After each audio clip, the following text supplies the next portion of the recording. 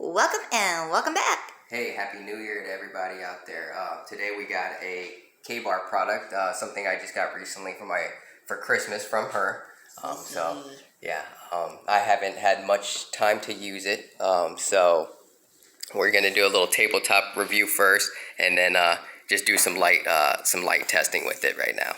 Okay, she knows all the info on it. Why don't you enlighten them? Okay, so this is the K-Bar Globetrotter by Jarosz, made in the US of A. Its overall length is 7.5 inches. Your blade length is 3.5. You got a flat grind on a plain blade edge and made out of 1095 carbon steel with an ultra mid handle with a mole compatible polyester sheath. It is a discontinued product, people. Yeah. So you're only going to find it on the secondhand market, and yeah, those prices they're all over the place, depending on whether or not they got the sheath, the condition of the knife, yada yada. Yeah, I've seen a lot of reviews on this Jarosz. I forget how it says right here on it. Yeah. Jarosz. I think that's how you pronounce it. Jarosz, I think. Yeah, the maker of it. But yeah, I seen a couple reviews on these the setup here that she got me, which I love. This K-Bar chopper, and then piggybacked with accompanied with this Globetrotter.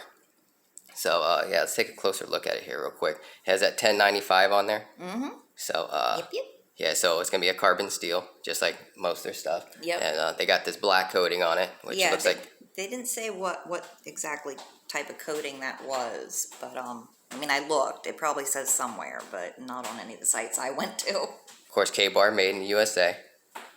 Has this really, I know he makes other knives. Like there's a bigger camp knife called the Turok, and this is supposed to be like the little brother. And the little brother. Yeah, totally. But wow, this is the baby brother. The baby brother, yes. This fits so good in my hand. It's just unbelievable. It really is. I mean, there's just no thrills about no type of like.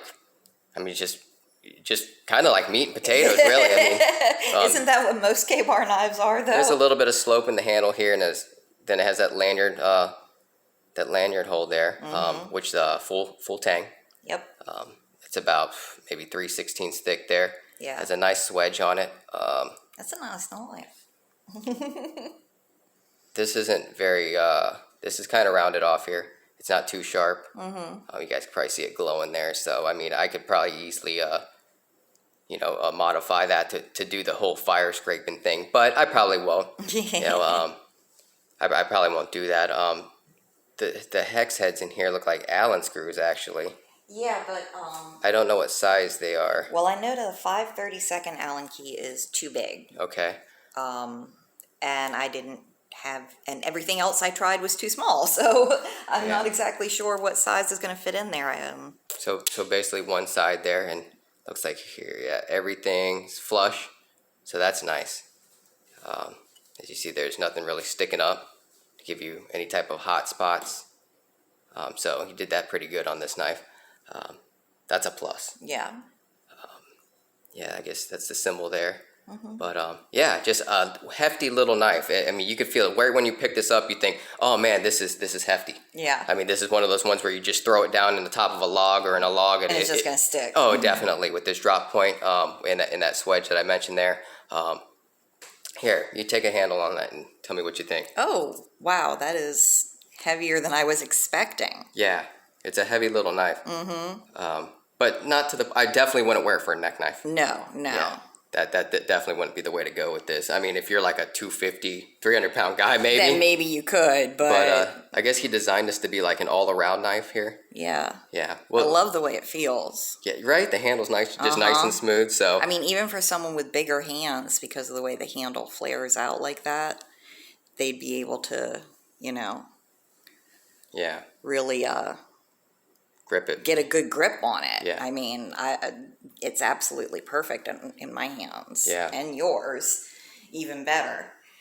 But we're gonna do some light testing. We're gonna cut some little tests apple string and all the paper, you know, the basic stuff here before I really take this stuff. I'm not going to do a review on this chopper today because I want to take it outside and first I'm going to do a tabletop, a whole other review. So this video isn't too long. It'll be its own separate video on that, and I'll show some video, maybe cutting some wood outside with it, some chopping some wood outside. Yep. Doing some chopping. Yeah, but I'm really stoked about getting this and this whole setup. Like I said, I've seen these in other YouTube reviews, and they said really good things about them. You know, I mean, the back of this, I don't know, you either like it or you don't. But in my small hands, I really don't mind it. Plus, this smooth type of handle here for doing any type of woodworking. I mean, wow, that's nice and smooth, just like most of those. I would say like Healy knives, but you know what I mean. Yeah. You know, most of those smooth, rounded, oriented bushcrafting knives. Yep. Okay. You want me to move these? Here, let's take a look at the sheath real quick. Okay. Yeah. And you see here. Let's put that on. All right. This is the sheath that came on top of it. Here's that chopper. Man, I've been wanting a really good camp knife, and I just didn't know what camp knife to use because outside I use a machete when I'm clearing stuff because of the saps and the plants that I cut into here in Virginia when I'm clearing the property. They're very toxic and poisonous and itchy. If you get that shit on you, I mean, you get all kinds of rashes and stuff, and it's happened to me. I've broken out getting into some poison sumac. So I like a lot of my outdoor tools. I like to keep them outside, and kind of look at them as kind of like disposable tools. So I just always look into machetes and stuff like that when I'm doing outdoor stuff. Yeah. You know, but I've been looking for a real camp knife, and that chopper right there, I know it's gonna do it. This is the other setup I had here actually, real quick. That was my other big knife that I have. I'll pull that out here in a second. Let's look at the sheath real quick. Okay, so this is polyester, right? Yep. It's like nylon type sheath. Polyester. Polyester. They say it's polyester. It says K-bar on it there. Nice and brown. Double stitching on it. That's sweet. Yeah, it looks like we got a nice button on it. Looks real solid. Take this. Got it. Okay, let's see here. Ooh. So wait, that's got Velcro and a snap. That's cool. Velcro and a snap on it, so. That's awesome. Yeah, so that definitely ain't gonna come off your belt or whatever you put it on. See, there you go, like that. I mean, you can slide it, put your belt right through it. Those holes, I guess for another type of rigging your stuff up there. This looks like it has some type of plastic sleeve in it. So let's check it out here real quick. Put it that way, and you can also ambidextrous setup there. That's cool. Yeah. I don't mind this sheath at all. I know people like the Kydex stuff, and I can see why, but I mean, that's not bad at all. I mean, wow, like another button down here. But I'll wait. Really nice package that they give you there with this knife. I think like before they discontinued, they were like $65 or something like that. So I mean, $10.95. I mean, that's not bad. Yeah. Made in America. Usually, you see some of that top stuff that's around in this size range, and it's actually a little bit more. And I think it's $10.95. Also, it's about the same thing. Exactly. Yeah. Some people will argue that, but here's that other little setup I had real quick. It's just a little Walmart setup here. This probably costs I think like $15 at Walmart. Comes with a little cheesy fire striker, which I showed in the hollow handle video we did, and that it does work. That has like double rigging on. This is made in China, pair frame knife. But like I said, I was trying to just look at these outdoor tools for something just disposable. But you know what? As an all-around camp knife, I mean, this is what you get like at Walmart for like only like $15. And it'll do the job. And I'm sure it'll do the job. I'm sure I'll just handle it for you here, but if you mind that it's made in China or whatever. But I mean, if you're just looking to just throw it away, that's the one I had previously, and then the big chopping knives here. That was the one that accompanied it, but I'll show you that when I do the K-bar, the K-bar chopper special. Okay, cool. So let's try a little bit of cut testing here. Okay. All right, and first of all, real quick, how much does this knife weigh, just as itself like this? Let's see. And then here's the sheath with it. Okay. Got. All right, the knife by itself weighs 5.6 ounces. Okay, 5.6. And then you add in the sheath, and you're looking at a total package of 7.8 ounces. Oh, wow. Okay. All right. Got that. Just a couple size references here on some other outdoorsy knives that people are familiar with. Yeah. So. My Gerber. I mean, yeah, the more, I mean, it's just super hard to beat, but this is it's full tang, American made, really hefty. I mean, and that matters to a lot of people. It doesn't matter to us. We're not political. If we like a knife, we're gonna buy it. yeah, pretty much. But no hate here. Let's go ahead and we'll do some cut testing here. I got some paper. You're gonna grab that paper. Hold it. Got it. All right.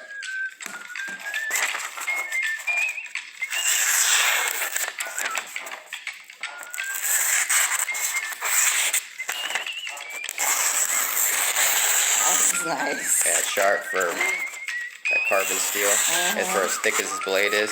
I was gonna say. So it's sharp. It'll cut paper. Let's see what That else. is awesome. Let's see what else we got here. We got some strings.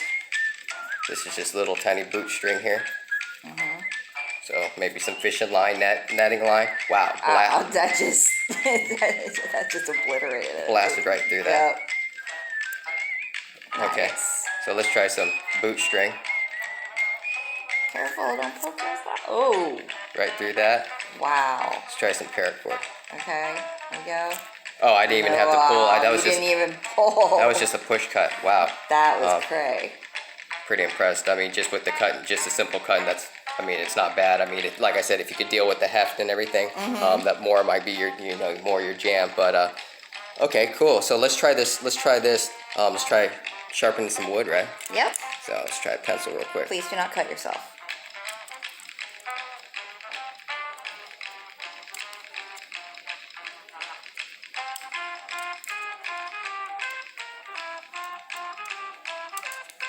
So you see there, it will make some curls.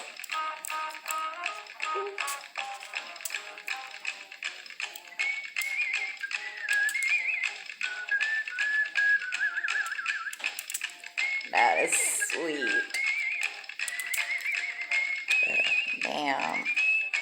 So That's pretty nice. there you go. Sharpen a pencil out there in the field. Like I said, it's supposed to be like a do-it-all knife. Yeah. All right. So it'll shave wood. Sharpen a pencil. It will. Okay. Let's try a little bit of leather. Okay. Got a little bit of leather strap here. Blasted right through it. That was nice. Yeah, not a problem. I'm running out of leather here, so one more go at that.